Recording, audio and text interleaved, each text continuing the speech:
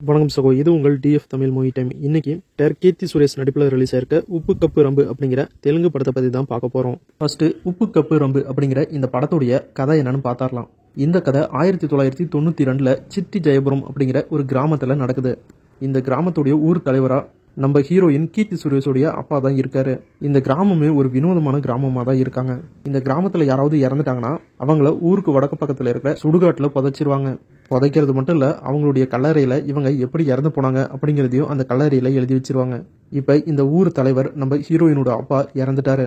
அந்த ஊரில் யார் இறந்து போனாலும் ஜாதி மதம் அதெல்லாம் பார்க்காம எல்லாருமே ஒரே மாதிரி பார்த்து தான் சுடுகாட்டில் புதைக்கிறாங்க. இப்போ தலைவர் இறந்ததுனால அவரையும் அதே மாதிரி புதைக்கிறாங்க. அவர் எதனால் இறந்தாரு அப்படிங்கிறதையும் அதில் அவருடைய கல்லறையில் எழுதி வச்சிடறாங்க.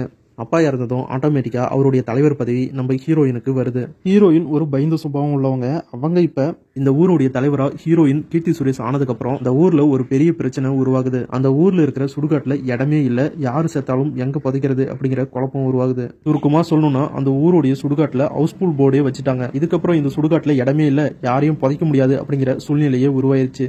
ஊர் தலைவராகவும் ரொம்பவே பயந்த சுபாவமா இருக்கிற நம்ம ஹீரோயின் கீர்த்தி சுரேஷ் ஊர்ல நடக்கிற பிரச்சனைகள், குழப்பங்கள், கோஷ்டி தகராறு அப்படின்னு இது எல்லாத்தையுமே சமாளிச்சுக்கிட்டு ஊர்ல இருக்கிற இந்த சுடுகாட்டு பிரச்சனைக்கு ஒரு நிரந்தர தீர்வை கொண்டு வந்தாங்களா, இந்த ஊர் மக்கள் எதிர்பார்க்கிற மாதிரி ஒரு நல்ல ஊர் தலைவரா நம்ம ஹீரோயின் கீர்த்தி சுரேஷ் மாறினாங்களா அப்படிங்கறதெல்லாம் இந்த படத்தை பார்த்து நீங்களே தெரிஞ்சுக்கங்க. டைரக்டர் வித்தியாசமான ஒரு கான்செப்டை வச்சு சூப்பரா இந்த படத்தை எடுத்திருக்காரு. படத்துடைய ஸ்டார்டிங்ல 20 நிமிஷம் ரொம்பவே மொக்கையா தான் போயிட்டு இருந்துச்சு. அப்புறம் படம் போக போக தான் படம் சுவாரஸ்யமாவும் இருந்துச்சு. காமெடி சீன்லாம் சூப்பராகவும் ஒர்க் அவுட்டும் ஆச்சு. நம்ம கீர்த்தி சுரேஷ் இந்த படத்துல ரொம்பவே கியூட்டாவும் அப்பாவித்தனமாவும் ரொம்பவே சூப்பரா பெர்ஃபார்ம் பண்ணியிருக்காங்க. கீர்த்தி சுரேஷ்காகவே இந்த படத்தை பார்க்கலாம்பா அப்படிங்கிற அளவுக்கு இருக்கு. இவங்க இந்த படத்துல பேசியிருக்க அந்த சுடுகாட்டு பிரச்சனை இந்த படத்துல மட்டும் இல்ல, ரியல் லைஃப்ல நிறைய இடங்கள்ல இப்படிதான் இருக்கு. இந்த படத்துல அந்த சுடுகாட்டு பிரச்சனைக்கு தீர்வு வந்த மாதிரி ஒவ்வொரு கிராமங்கள்லயும் இதே மாதிரி சுடுகாட்டுக்கு ஒரு நிரந்தர தீர்வு வந்துச்சுன்னா நல்லா இருக்கும். நல்ல கான்செப்ட், அதை காமெடியா கொடுக்கணும்னு நினைச்சிருக்காங்க. சில இடங்கள்ல காமெடி ஒர்க் அவுட் ஆயிருக்கு, சில இடங்கள்ல காமெடி ஒர்க் அவுட் ஆகல.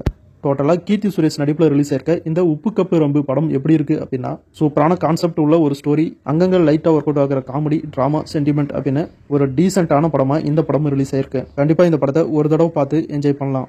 இந்த படம் இப்ப தமிழ் டப்போட ரிலீஸ் பண்ணிருக்காங்க. படத்துல எந்த ஒரு 18+ காட்சிகளும் இல்ல, அதனால ஃபேமிலியோடவே பார்க்கலாம்.